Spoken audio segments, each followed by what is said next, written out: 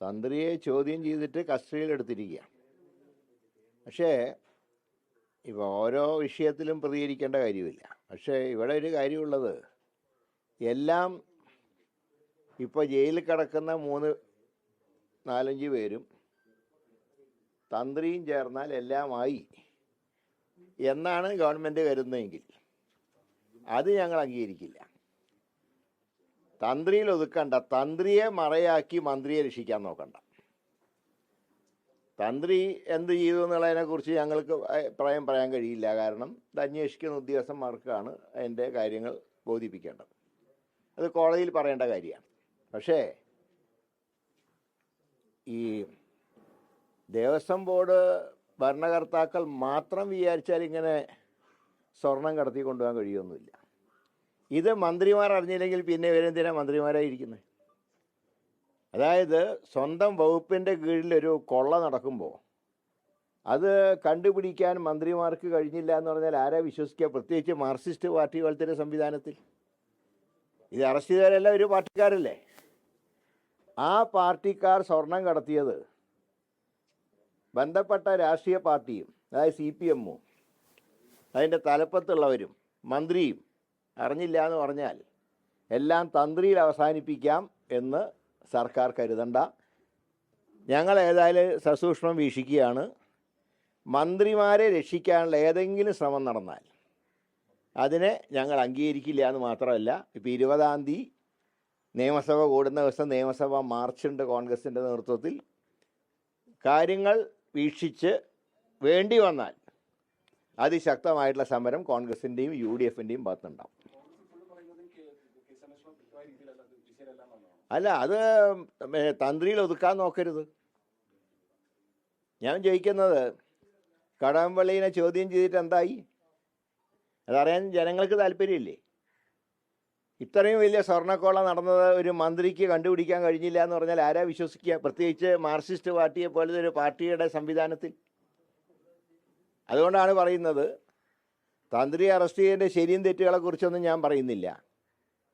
അത് SIT കോടതിയിൽ പറയേണ്ട കാര്യമാണ്. ആ കാര്യങ്ങൾ കോടതി തീരുമാനിക്കട്ടെ. പക്ഷേ ഇതുകൊണ്ട് മാത്രം പ്രശ്നം അവസാനിച്ചു എന്ന് കരുതണ്ട. ബിഹൈൻഡ് ദ കർട്ടൻ ഇനിയുണ്ട്, അതും കൂടെ പുറത്തു വരണം. എങ്ങനെ?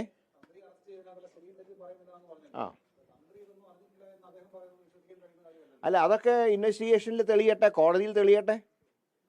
ഞാൻ അദ്ദേഹത്തിനെ അറസ്റ്റ് ചെയ്ത് തെറ്റാന്ന് ഞാൻ പറഞ്ഞില്ലല്ലോ.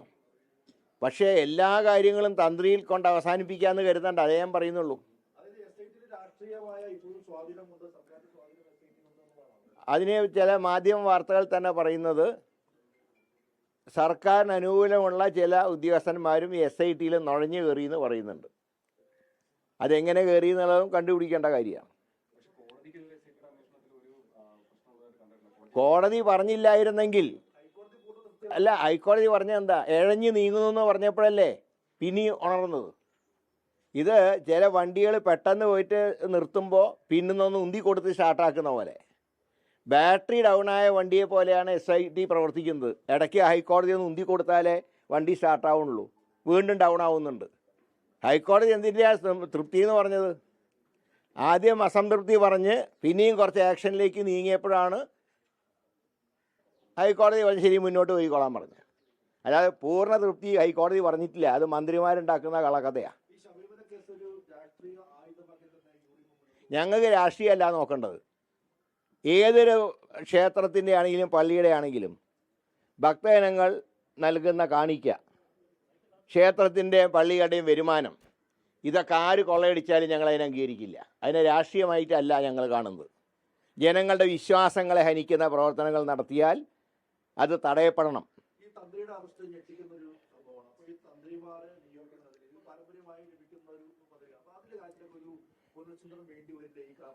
ഞാൻ പറയും, 1-2 പേർക്കെതിരെ ആരോപണം വന്നതെന്ന് ചോദിച്ചാൽ അവർ മുഴുവൻ മോശക്കാരാണോ? മുമ്പ് ഒരു തന്ത്രിക്കെതിരെ ഒരു പരാതി വന്നല്ലോ, എന്താണെന്ന് എല്ലാവർക്കും അറിയാലോ. അതേ വ്യക്തിയെ കൊണ്ടല്ലേ അയ്യപ്പ സംഗമത്തിന് വിളക്ക് തെളിയിപ്പിച്ചത് മുഖ്യമന്ത്രി. അതും കൂടെ നോക്കണ്ടേ? മുഖ്യമന്ത്രിക്ക് കാര്യങ്ങളൊക്കെ അറിയാലോ. ഒരു തന്ത്രിക്കെതിരെ ആക്ഷേപം വന്നപ്പോൾ അദ്ദേഹത്തിനെ താന്ത്രിക പ്രവൃത്തിയിൽ നിന്ന് മാറ്റി നിർത്തപ്പെട്ട ഒരു വ്യക്തി. അദ്ദേഹത്തിനെ കൊണ്ടല്ലേ അയ്യപ്പ സംഗമത്തിന് വിളക്ക് കത്തിച്ച്. അപ്പം എന്താ തന്ത്രി നല്ല ആളായോ? പിന്നെ ഇപ്പോൾ അറസ്റ്റ് ചെയ്ത തന്ത്രിയെ മുഖ്യമന്ത്രിയുടെ അപ്രീതിക്ക് പാത്രമായ ആളാണ്. സ്ത്രീ പ്രവേശനത്തിൻ്റെ കാര്യത്തിൽ അവിടെ ശുദ്ധീകരണം നടത്തിയതിന് അദ്ദേഹത്തിനെ കുറിച്ച് മുഖ്യമന്ത്രി പറഞ്ഞ കാര്യങ്ങളൊക്കെ എല്ലാവർക്കും ഓർമ്മയുണ്ട്. ഏതായാലും ഒറ്റ കാര്യം ഞങ്ങൾ പറയുന്നുള്ളൂ. എങ്ങനെ? ഞാൻ പറയാം, ആചാരാനുഷ്ഠാനങ്ങൾ സർക്കാർ ലംഘിച്ചാൽ അവിടെ തന്ത്രിക്ക് ഇടപെടണം. ഈ സ്വർണ്ണക്കൊള്ള വിഷയത്തിൽ തന്ത്രിയുടെ ശരിയോ തെറ്റോ എന്നുള്ളതിനെക്കുറിച്ച് ഞാൻ പറയുന്നില്ല. പക്ഷേ ആചാരാനുഷ്ഠാനങ്ങൾ ലംഘിക്കപ്പെട്ടപ്പോൾ അന്ന് തന്ത്രി എടുത്ത തീരുമാനം ശരിയായിരുന്നു. അത് തെറ്റിയിട്ടുണ്ടെങ്കിൽ അതിൻ്റേതായിട്ടുള്ള നിയമ നടപടികൾ സ്വീകരിക്കട്ടെ. അതിൻ്റെ ഒരു ശിക്ഷ എന്ന് പറഞ്ഞാൽ, സാധാരണ രീതിയിലൊരു താന്ത്രിക വിദ്യകളിൽ വീഴ്ച വരുത്തിയാൽ മാറ്റി നിർത്തും ആ പ്രവൃത്തിയിൽ നിന്ന്. അങ്ങനെ മാറ്റി നിർത്തിയ ഒരു തന്ത്രിയാണ്, മുൻ തന്ത്രിയാണ് അയ്യപ്പ സംഗമത്തിന് വിളക്ക് കത്തിച്ചത്. തീർച്ചയായിട്ടും യഥാർത്ഥ കള്ളന്മാർ പുറത്തു വരുന്നവരെ ഞങ്ങൾ ഉന്നയിച്ചുകൊണ്ടേയിരിക്കും, സമരം ചെയ്തുകൊണ്ടേയിരിക്കും. UDF സർക്കാർ അധികാരത്തിൽ വന്നാൽ ഇതിനെക്കുറിച്ചൊക്കെ സമഗ്ര അന്വേഷണം നടത്തി അന്നകത്താക്കേണ്ടവർ അന്നകത്താക്കും. ഇന്നകത്തായില്ലെങ്കിൽ ശരി. ലോകത്തെവിടെയായാലും ഏത് സമയത്തും 24 വാർത്തകളും ഓഗ്മെന്റഡ് റിയാലിറ്റി പാക്കേജുകളും എക്സ്പ്ലെയിനറുകളും വിശദമായി കാണാൻ ഞങ്ങളുടെ യൂട്യൂബ് ചാനൽ നിങ്ങൾക്ക് സബ്സ്ക്രൈബ് ചെയ്യാം.